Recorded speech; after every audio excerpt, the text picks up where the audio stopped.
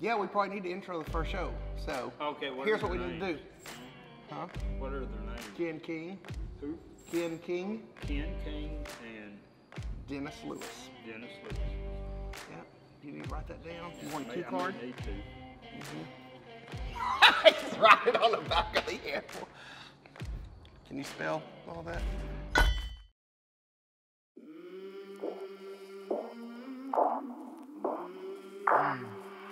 I came from the mud, there's dirt on my hands. Strong like a tree, there's roots where I stand. Oh, I've been running from the law. Hope they won't shoot me down soon.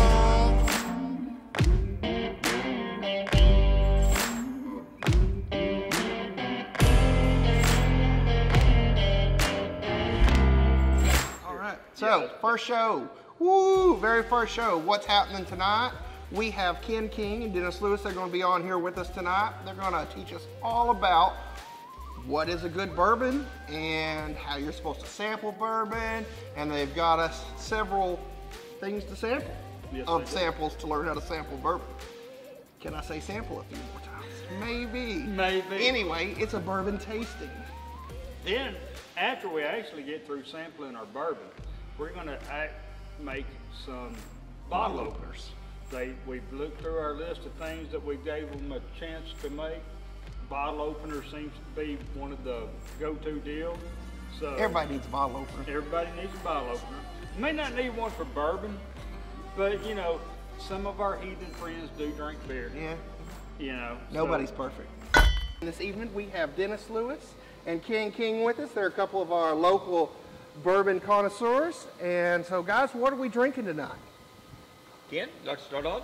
Well, I'll let you talk about the Garrison brothers. But we've got Herman Marshall. This is a Texas whiskey. It says bourbon whiskey, but it's not. Okay, so I know that all bourbons are whiskeys, but not all whiskeys are bourbon. So what is the difference between a whiskey and a bourbon? To qualify for a bourbon, Uh-huh. it must be made in the United States. Okay. And it must be at a minimum of 51% corn. 1% corn. Then you can change the flavor. The master distiller can change the flavor based on the mix of the rye, the barley, and other concentrates that he would put into it to obtain the flavor that he is going after. Oh, okay. Most bourbons are 70% corn, at least 70%. And then they add barley and rye in equal mixtures to get the taste they want. Then they add whatever. There can be no additives put in a bourbon. Okay, so what would be an example of an additive? When you say no Flavor, additive? some Okay. sort of flavor. It's got to be natural flavors. Yeah, Okay. Natural You don't want flavor. no honey flavored or no Well, Maple that's syrup? That's the trend now. exactly. Is if you look, you'll see apple flavored whiskey. Yeah. That's a trend right now. Right. But to be classified a bourbon, nothing. Okay. Cannot have. Cannot See, have. there's a long story of the maple syrup bourbon because Mr. Horton really liked the I do maple like that syrup. maple syrup bourbon. It was pretty But, good. just go back to what Ken said, that most bourbons are probably 70% plus of corn. That the minimum requirement is 51% corn. Okay. So somewhere between that 51% and that 70%, depending on what the master distiller And is it trying also- to achieve. Also has to be in all new barrels, and that's what you were telling me That's earlier. correct. All new Okay. white oak barrel. White oak barrels. Okay. And Charred charred barrels. white oak barrel. All right. And there's some confusion that distillers use used wine barrels. That may be the case for whiskey, but is not allowed for bourbon. Okay. So I'm noticing that we have different ones here. We have straight bourbon, we have a small batch, we have a cask strength. Can you tell me what the difference between those would be? Okay. I'll speak to the Garrison specifically. That's Okay. where I got introduced into Texas bourbon. And by the way, Garrison is the first and the oldest bourbon in the state of Texas. Cask strength basically is exactly as it comes out of the barrel. Okay. You do not add rainwater to it to weaken the strength. So Typically you would sell it at about 96%, but the cask strength is whatever it comes out of the barrel, 120 plus normally. So you strain it and drink it. Yes, strain it and drink it. That would be good. Because most of the time you don't have any char in the initial pour. Oh, okay. But as you get toward the bottom of the barrel, you could have some char. And it gets a very strong taste as it gets close to char. Now, Ken can help me with this. When we talk about small batch, what does small batch mean? That means that you are not into mass production. The master distiller will choose select barrels, and he will combine those barrels to achieve the taste that he wants. Okay. So what makes a good bourbon? It's really going to come down to the taste of that master distiller. Okay. But first of all, it's got to be smooth. It's got to be approachable. You got to be able to taste all the delicacies of the oak, the sugars, everything that's in the content of that bourbon that is complex, but yet still subtle to the taste. A small batch has to be less than 100 barrels. That was going to be my next question. So a small batch to somebody that distills 10 barrels a year versus Jack Daniels that distills, what is it, 22,000 gallons a year or something close to that? Well, that's all driven by revenue stream. Right. I'm just saying, I didn't know if small batch had a definition or if it was just a relative term. It's just anything less than 100 barrels. 100 is barrels. A small batch. It can be classified as small. If I had 100 barrels here, it would not be a small batch of bourbon. Well, here's something else you got to realize. Just because it's a small batch, some small batches taste better than other small batches. There's a lot of just because you buy and I'm just going to say Garrison Brothers because I'm looking at the name, and it says Garrison Brothers small batch, and it'll give a number of the small batch. Okay. That's right. And if you start looking at another Garrison Brothers small batch, and it's not the same number, it's not going to taste the same. It's a different small It's batch. a different small batch. You're exactly correct. So, you know, just because small batch number such and such tastes great, small batch number such and such, may not be to your liking. It may have a different flavor. Exactly. So if you like small batch 237, when you open it, you're like, oh, this is good, you better call and get about 8 more bottles right then. Yeah, you need to get, Okay. exactly. All right. Now the bottom two here are Kentucky bourbons. All right. You have Blanton's on the left and Russell Reserve on the right. This is about a 96 proof. This is 110. And the odds of you This finding is a a Blanton's, Yeah. it's slim. this is the smallest batch.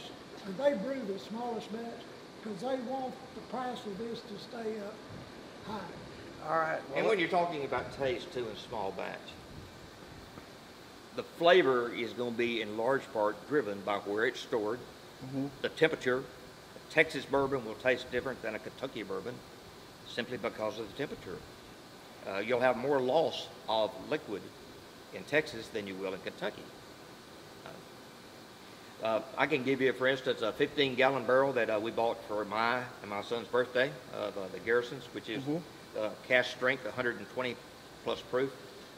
15-gallon barrel, we got a little over 11 gallons out of it. So there's a lot of loss over a 3-year period. Okay. Yeah, I'd read something about that on part of the flavor coming from the actual barrel, and that whenever they're stilling it and storing it, that it's better to have a hot summer and a colder winter climate, because in the summer the barrel expands and absorbs a lot of the bourbon, and then in the winter it's cold and then contracts and puts it back into the barrel, and it does that over a number of years of however many years they let it sit. Well, you have a single barrel, double barrel as well. Okay. If you leave it in a single barrel, you get one taste. If you take it out of that one barrel and put it in another new barrel, you get a different taste. So it's really a complex. Master distillery is an art. I was going to ask you, what makes a good bourbon versus a bad bourbon? It's all individual taste. Individual taste. It's up to the person's It's up taste. to It has the nothing to person. do with the Well, price tag. Some people like a bourbon that's going to bite, that's got some harshness to it. Some people don't want any harshness. They want it to Some be people want just it a as little smooth. spicy. Exactly. But by the definition, it should be smooth. Exactly. Most important question is, how do you do a bourbon tasting? Because that's the part we're ready to get to. Well, I'm always ready to taste the bourbon. Well, that's an art form in itself, too. All right. A lot of people just... Let's practice that art form. Yeah. Well, a lot of people just think you put something in a sippy cup and down the hatch, John Wayne style. That's not the way you taste bourbon. Okay. The first thing you got to do with bourbon is you've got to smell the aroma. And when you smell it through your mouth, not your nostrils. So you would put bourbon in your glass, you would inhale through your mouth and coat your palate. And you should be able to get some taste from that. And once your palate is coated, then you can begin to sip and savor the real taste of that bourbon. Now this is commemorative distillery bottle, 2018, the red, white, and blue. Again, small batch. This is about 94 proof in this particular bottle. When it came out of the cask, most likely it was 120 plus, but using rainwater, they have brought the strength of the whiskey down. And at Garrison Brothers in particular, they only use rainwater. They do not use tap water or well water. Okay. So you said breathe in through your mouth? Breathe in through your mouth.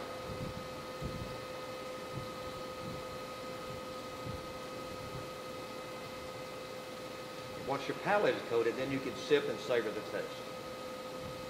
You can taste it off of the, just breathing it in. Yeah, you actually can. I was really surprised that as you're breathing and inhaling it into your mouth, you can actually taste the taste of it. Swish it around in your mouth, too. But that was very smooth. You have to admit, Yeah. that's very smooth. That was very Didn't have a smooth. harsh burn. It doesn't have the harsh burn. It's got just a little bit of warmness, but not much. And you can taste the different flavors of the deep oak chard. Again, that's not cask strength. Right. And I'll have to admit, maybe I'm a wimp, but you know. Oh, every person has a different palate. Exactly. And their palate senses the different aromas and different flavors. This is a Texas straight bourbon whiskey, the Garrison. This came out of the 15-gallon barrel that my son bought for his birthday and my birthday. We actually got to participate in the bottling process, everything from knocking the cork out of the barrel to putting it in the bottles. Our wives wrote, as you talked about, the date, the bottle number. It's all by bottle number, and there are a limited number of bottles per batch. Yeah. And this is 3-year-old. And you will find the alcoholic content of this one stronger. This is like 121. If you ever get the chance to go to High, Texas, just outside of Johnson City, I would encourage you to do so. They have a great tour, and they use an all-volunteer. There you go. That's my glass. Okay. That's your glass? I think he's There, that's learning. yours. I think he's I think learning. that one's yours. They use an all-volunteer group to bottle their whiskey. Yeah. It's a nice event, similar to what we did when my son bought the barrel.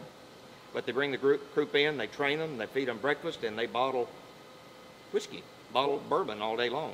Feed them lunch, And they get a discount. go home, and they get a discount.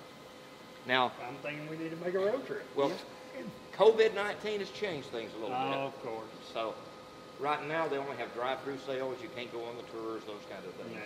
But that will change in time. Oh, yeah. And they had so many That'll volunteers, change after so the many election. volunteers at Garrison, they actually had to do a lottery. You can't just show up. Most of the distilleries in Texas are around the high country. The high country. This one has a little more of the burn. It does. Has a little more bite to it. Got a little more bite. You got me. Did you inhale through your mouth I while you were I drinking? inhaled while I Yeah. was drinking. That is not a good thing. Yeah. Still, Now, when you say high country, are you Not- talking not- Texas hill not the Gulf country? Coast. Hill country. You talking the hill country? Okay. this is still, even though the alcoholic content is higher, still is a very smooth. It is a bourbon. very smooth. Yeah. This is Garland, Texas. Distilled in Garland, Garland, all right. Texas. I believe this is 92 proof. Yes. Small batch. Small batch. All right, so this is Herman Marshall, small batch. And as you can tell by our conversation already, we're not experts, but we do enjoy the flavor. We do enjoy the taste. But most of all, enjoy the friendship associated with Oh, yeah. That's one of our big things about that. So anything that we may have said may be true and it may be false. Anything we might have said may be true, it may be false. Exactly.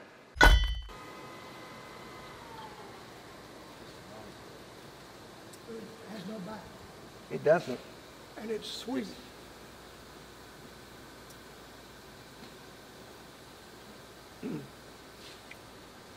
See, I've reached the age in life, I don't buy cheap crap anymore. I ain't reached that age yet. I really If I hadn't like it. tasted Garrison Brothers before this, I said, yeah, thumbs up. No. It's okay, but if I'm gonna buy something that will not be this, it'll be something Now, else. something we don't have on display tonight is Rebecca Creek. It's Yeah, also a Rebecca, small batch. yeah, Rebecca Rebecca Creek. Creek is about 80-something Yeah. proof. Mhm. Really a smooth Yes. cocktail. I've had Rebecca Creek. That We is don't very have balconies either, Yeah. which is in Texas, because last time we, I think we drank it all.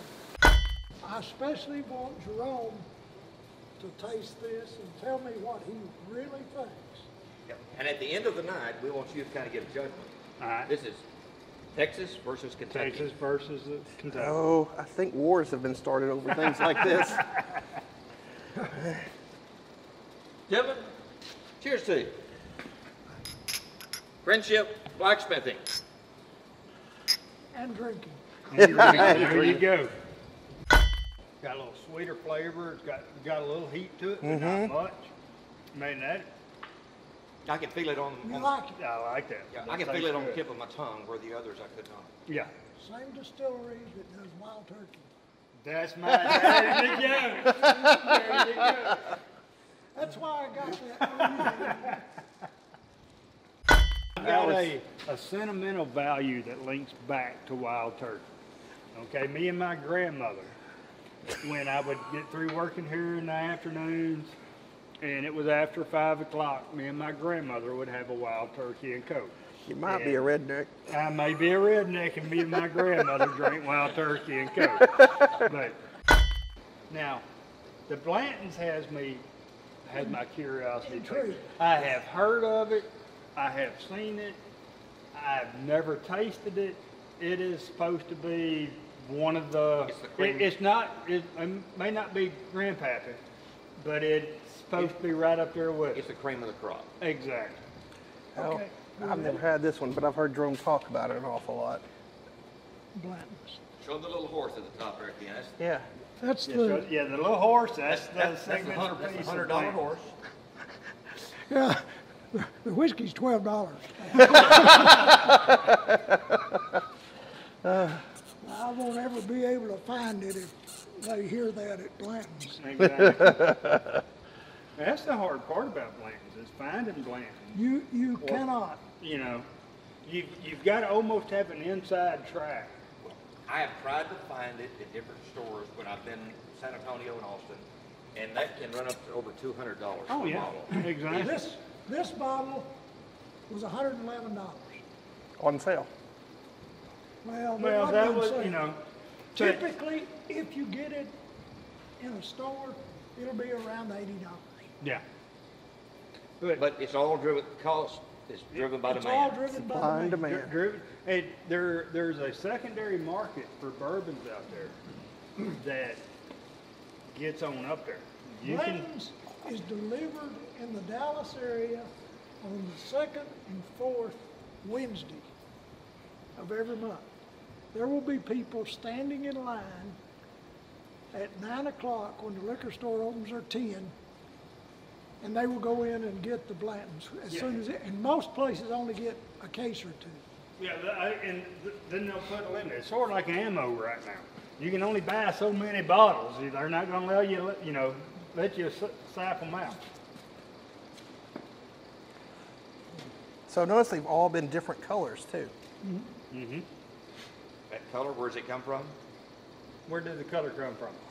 The barrel. The barrel. you go, The from the char of the barrel. Char of the How barrel. It stays. How long it stays in the barrel. Where is it distilled, stored?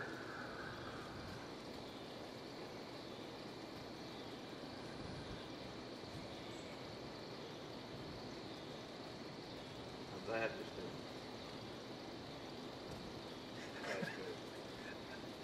That make your day? Yes, it really did. It really made my day right there. Yeah, because I think you've been talking about this moment for about 4 years. I've been looking for Blantons for a long time. The next time Is that I a buy tear? bottle, There's a little tear coming down my eye. Exactly. the next time I find a bottle, I'm gonna buy you a bottle. I tell you what, I will greatly pay you back. You won't have to pay me. I will pay you back in some blacksmithing kind of art deal. So, You gonna need a fence? Let me think about that.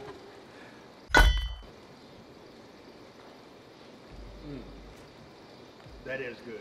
That is very good. Now, see if you put anything in that No, other than ice. no, I would not add anything to it. Yes, I am a Jim Beam or a Wild Turkey and Coke person, but I know there are sipping whiskeys and there are mixing whiskeys. And you can't see it at this time, but 1 cube of ice. Yes. 1 cube of ice. Not crushed ice, but a cube of ice. Yeah, one big cube. Not a small cube. You want a big cube that melts slowly. That's correct. So that you do not get doesn't get watered down. Doesn't get watered down too fast.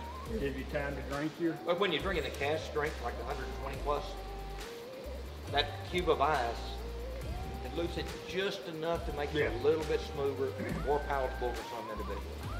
If you believe what you read on the internet and what you hear, adding Coke, whatever, to whiskey started in Prohibition Yeah.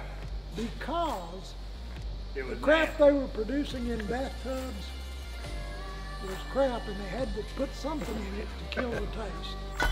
Here's what we're going to do. Tonight we're going to start with a nice simple, this is a basic 101 blacksmithing kind of maneuver. We're going to start with a piece of quarter, about 3/4, 5 inches long. We're going to turn those into bottle openers. We've got a various and a sundry different kind of handles that we can put on there. We can make them as simple. We can make them as ornate. We can make them They just have to work. functional. That's what we got. We're wanting functional.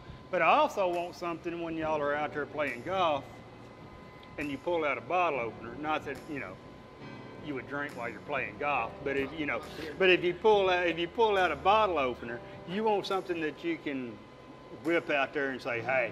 The first thing about golf you have to understand, you have to drink. But yeah, I think that's important. Having something that's very distinguishable, that's handmade. Handmade. Crafted I mean, in natural time. when you pull this out of your pocket or you pull this out of your bag, you want people to look at it and think, where the hell did he get that? And you say, I made that. All right, here's what we got. Here's what we're starting with. I bet you didn't happen to think about bringing your other glove, did you? All right. But what we're going to do is we're going to heat this thing up. We're going to get it good and hot. We're going to take this, if you'll look, this has just got a flat surface all the way around. We're going to take and put it just about. Is that just a steel punch?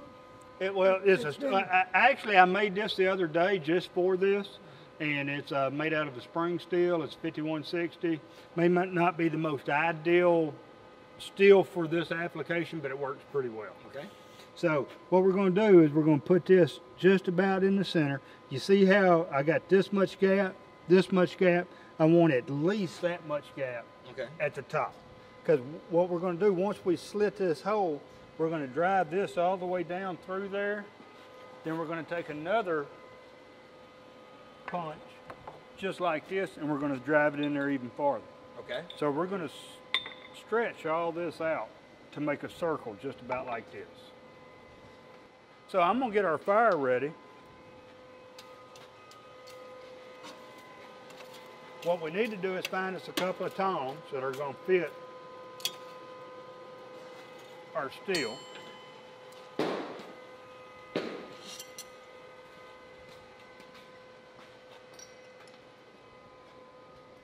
That there's a pretty good fit. Now your tongs do not have teeth in them for gripping, do they? They're This, flat. yeah, right. Yeah, This you one, want 'em well, like the it's middle got of the actually has a dome Okay. in the middle, and that really sort of makes these edges bite Okay. a little bit harder. So you can grab it just like this. You can use those tongs there. I've got another set of tongs that are a little bit different, but it's the same sort of principle. Yeah. It's got a slot in the middle. Okay. You can grab right there, and these here hold pretty good. I'm The gonna only- grab this while it's not hot. The only thing that you got to sort of watch for, number one, is your tongs are going to get hot, so we'll quench them as we work. Okay. Okay. Because the tongs will actually be in the fire as well.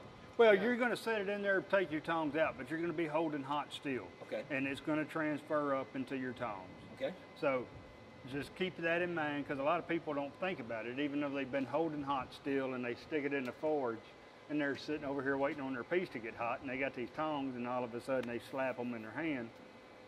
And the tongs are hot. So what we're going to do is we're going to take our piece, we're just going to set it. We want it to be covered up a little bit. We don't want to stick it down below our fire.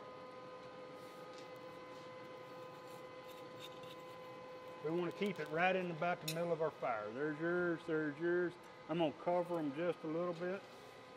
And it's not going to take long for these pieces to warm on up. We could cheat and go to our gas forge. A little bit easier to work, but this is cool. This looks good. Yeah, you got a good flame over here. We got a good flame. I personally like my coal forge better than I do my gas forge, because I can get hot items hot where I want them hot, and I can get them a lot hotter. A gas forge is heating up the whole piece, and it's going to be red hot or white hot, yellow hot, the whole piece. I don't need that. I just need the end of it to be yellow hot. I'm going to steal one of your pieces, and I'm going to punch a hole, because what we're going to do is we're going to drive this punch in from one side, okay? And we're going to drive it down in there, and you're going to actually feel it bottom out against this. Okay, so you won't put it over the hole in the anvil? No, not yet. Not at first. You want to take it all the way on the face of your anvil. It's going to take in, because what we're going to do is we're going to drive in from one side till it gets thin, then we're going to flip this thing over and shear back off from the other side. Because it's not really cutting a hole, it's pushing down, so it's going to press on the material and push on the material. Okay. What do I do with my punch? Right there in the anvil. Oh, right there beside it. That's why we have a cameraman.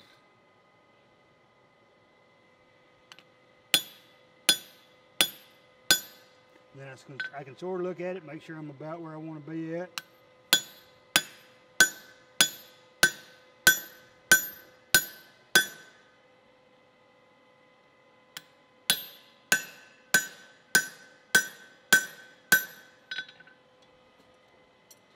See how you can see the slot going all the way into there? Yes.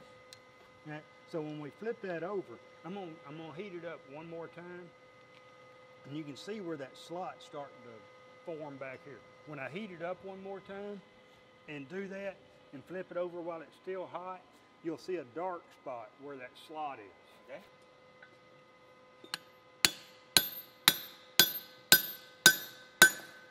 I can feel it actually start hitting the bottom. Now you see that darker spot right there? Yes.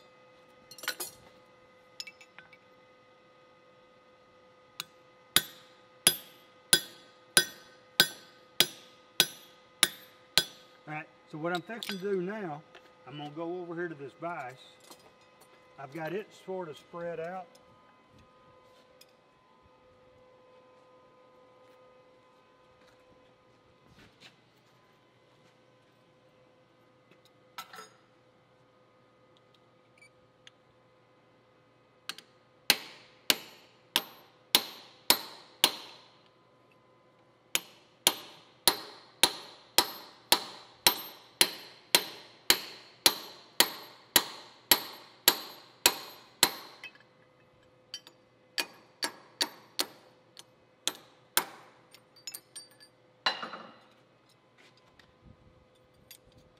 We end up with a nice rectangular hole Okay.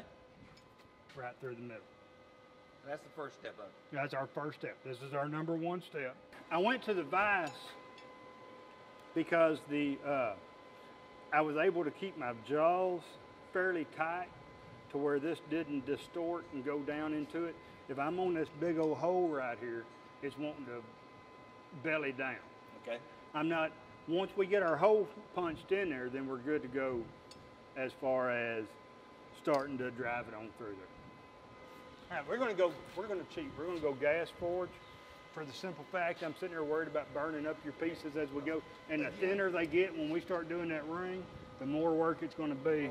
Especially with multiple people. If I just had a single guest, I would be here, I'm only working one piece. Okay. Instead of just sitting here trying to eyeball, and I shake a lot, so I'll take my hammer and put it right here and use my hammer as like a aiming point. Plus it gives me something to balance back up against. Easy enough? Easy enough. Easy enough, there we go. That's what I like to hear. So.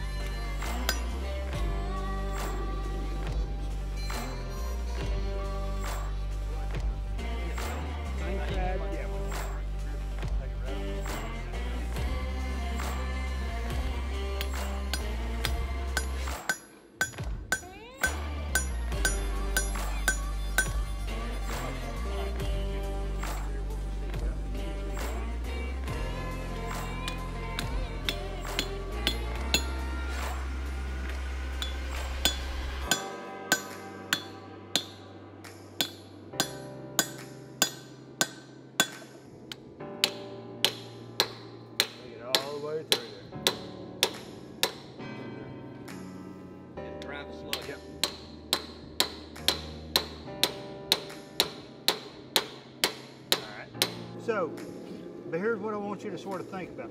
As we start driving this through, whether we start from this, whatever side, we're going to start from probably this side.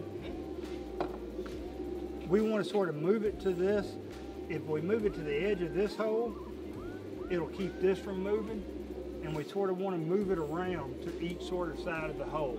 So, Try to stay in the middle of it. yeah, if we stay right there in the middle, it's going to create a bowl type deal.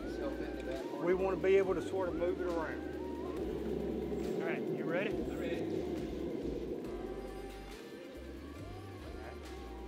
Side to side. Yeah.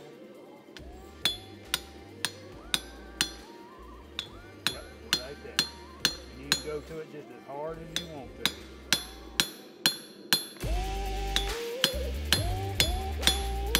We're going to drive it all the way through. Yep. I'm going to move it around a little bit. You take it from one side of that hole to the other.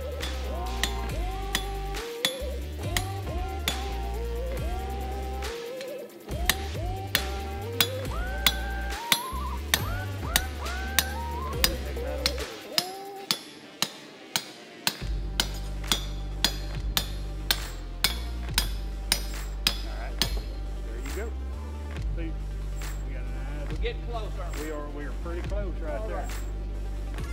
So what I'm gonna do is we're gonna heat this thing back up. I'm gonna pull this side off, and then that's gonna make this side here bow out and catch up with it.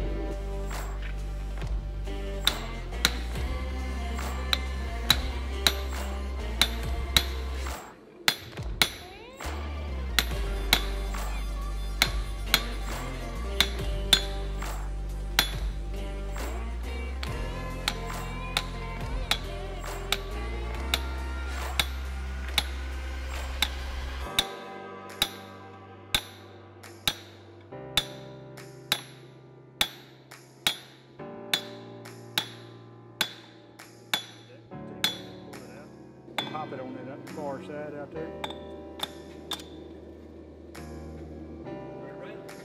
Well, that took it. See how much better off we're looking right now? Yeah. All right, we've got a little much metal up here, but that beats the heck out of not having enough.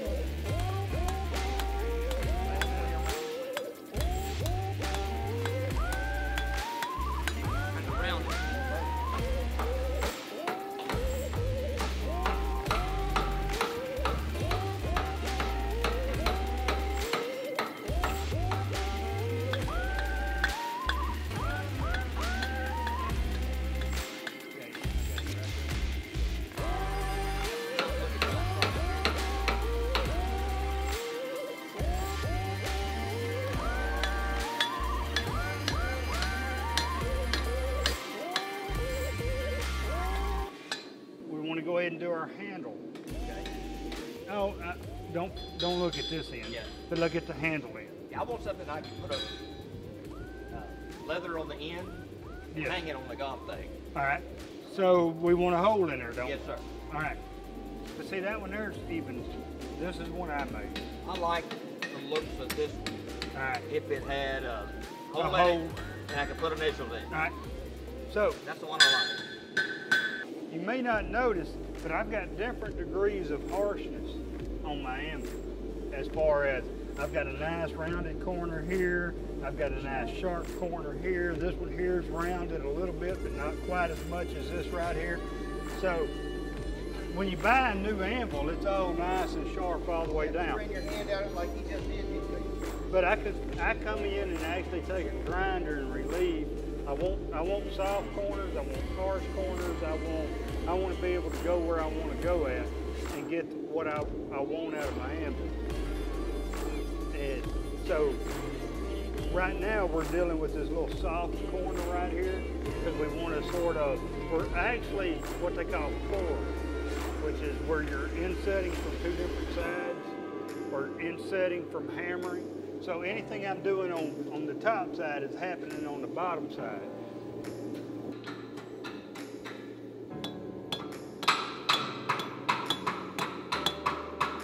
Yeah, go ahead and flip it over and keep on trucking.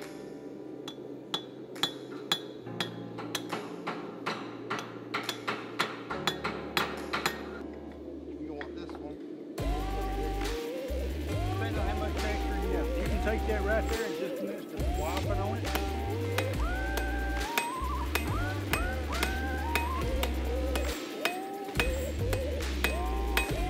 Okay, just to give you an idea, go ahead.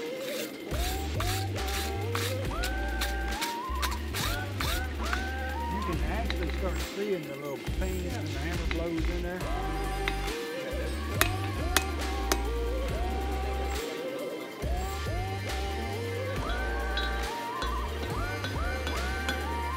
Like I said, we've got a little bit out around here, but that's not a problem because what we'll do, the reason we haven't put our little divot in there to pop the bottle opener with, because once we get our handle done, and we get this straightened back up, then that'll tell us exactly where we want to put where the center is. We got a little imperfection shows in handcraft. Well, okay, here's the deal, all right? And I'll preach this till the day I die. We want things to look handmade.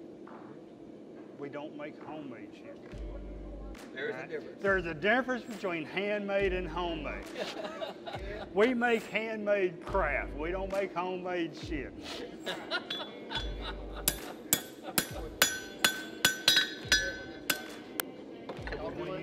You want the mic This hammer here. together, or y'all gonna do them individually? He wants the DLL, so it's gonna be 3 of them. That's my initial, DLL. So we're gonna do one at a time.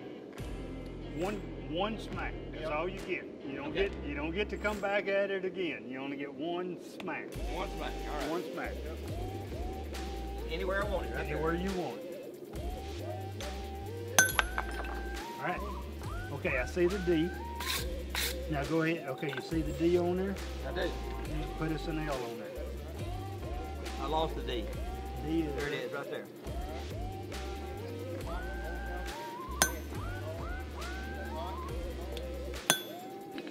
All you got is one. Move it to your. Get the center right about there. Get one hit.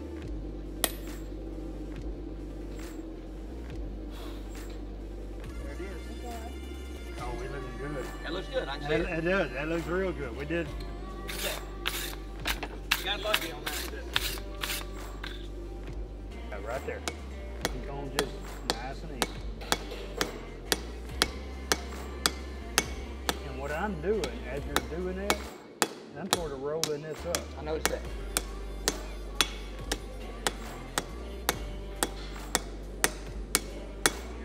I like that. Check looks good. All right, we're going to start our divot right here. We got a little semi-round punch.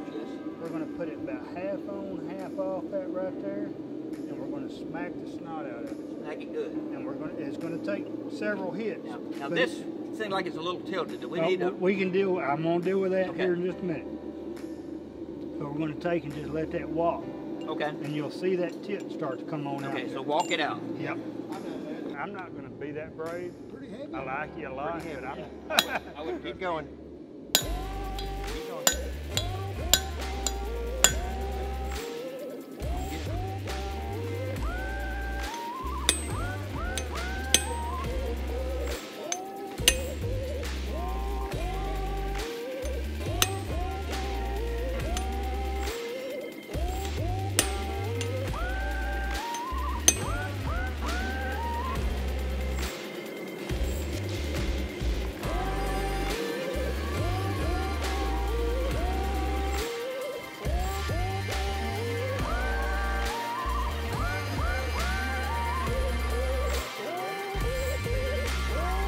Pop it down, and I'm fixing to make it look really sweet on the belt sander. do that.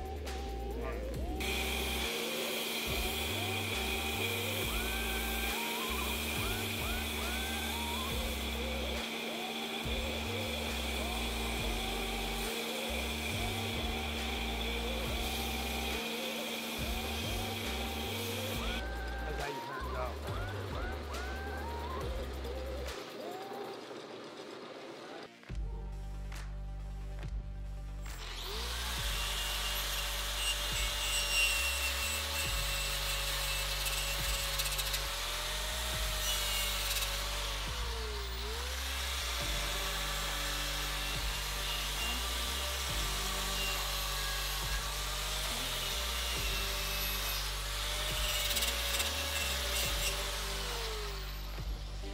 Steam shot.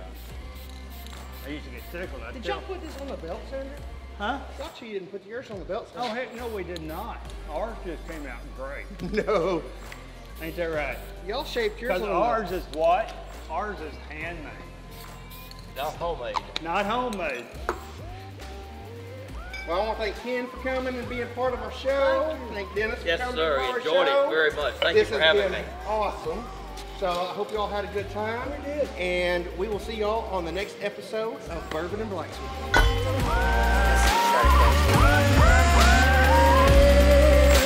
We're trying